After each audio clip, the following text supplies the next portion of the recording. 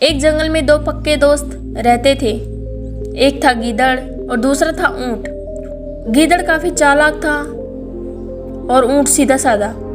ये दोनों दोस्त घंटों नदी के पास बैठकर अपना सुख दुख बांटते थे। दिन गुजरते गए और उनकी दोस्ती गहरी होती गई।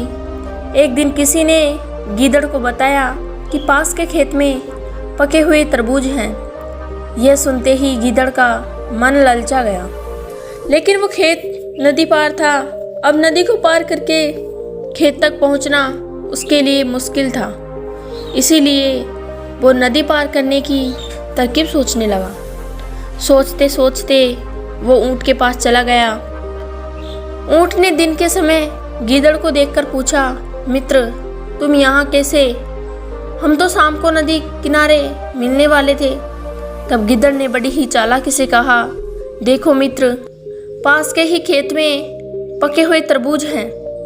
मैंने सुना है तरबूज बहुत मीठे हैं, तुम उन्हें खाकर खुश हो जाओगे, इसीलिए तुम्हें बताने चला आया। ऊंट को तरबूज काफ़ी पसंद था। वो बोला, वाह, मैं अभी उस गांव में जाता हूँ, मैंने बहुत समय से तरबूज नहीं खाए हैं।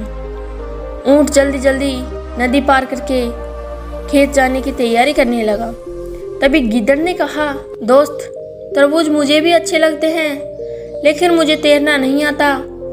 तुम तरबूज खा लोगे तो मुझे लगेगा कि मैंने भी खा लिए। तभी ऊंट बोला, तुम चिंता मत करो, मैं तुम्हें अपनी पीठ पर बैठाकर नदी पार करवाऊंगा, फिर साथ में मिलकर तरबूज खाएंगे। ऊंट ने जैसा कहा था वैसा ही किया। खेत में पहुंचकर गीदड़ ने मन भर तरबूज खाए और खुश हो गया। खुशी के मारे वो जोर जोर से आवाज़ें निकालने लगा। तभी ऊंट ने कहा, तुम शोर मत मचाओ, लेकिन वो माना नहीं। गीदड़ की आवाज़ सुनकर किसान डंडे लेकर खेत में पहुंच गया। गीदड़ चालाक था, इसीलिए जल्दी से पेड़ों के पीछे छुप गया। ऊंट का शरीर बड़ा था, इसीलिए वो छुप नहीं पाया। किसानों ने गुस्से के मारे उसे बहुत मारा। किसी तरह अपनी जान बचाते हुए ऊंट खेत के बाहर निकला। तभी पेड़ के नीचे छुपे गीदड़ बाहर आ गया। गीदड़ को देखकर ऊंट ने गुस्से में पूछा, तुम क्यों इस तरह चिल्ला रहे थे? गीदड़ ने कहा कि मुझे खाने के बाद चिल्लाने की आदत है, तभी मेरा खाना पचता है। इस जवाब को सुनकर ऊंट को और भी गुस्सा आ गया। फिर वो चुपचाप नदी की ओर बढ़ने लगा। नदी के पास पहुंचकर उसने अपनी पीठ पर गीदड़ को बैठा लिया। इधर ऊंट को मार पड़ने से मन ही मन गीदड़ खुश हो रहा था। उधर नदी के बीच में पहुंचकर ऊंट ने नदी में डुबकी लगाने शुरू कर दी। गीदड़ डर गया और बोलने लगा, यह क्या कर रहे हो?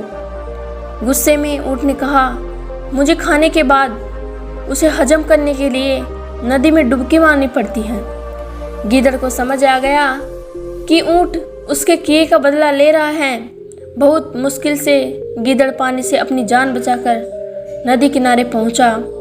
उस दिन के बाद से गीदड़ ने कभी भी ऊंट को परेशान करने की हिम्मत नहीं की। इस कहानी से हमें सीख मिलती है कि चालाकी नहीं करनी चाहिए, अपने खुद पर भारी पड़ जाती हैं। जो जैसा करता है उसे वैसा ही बनना होता है।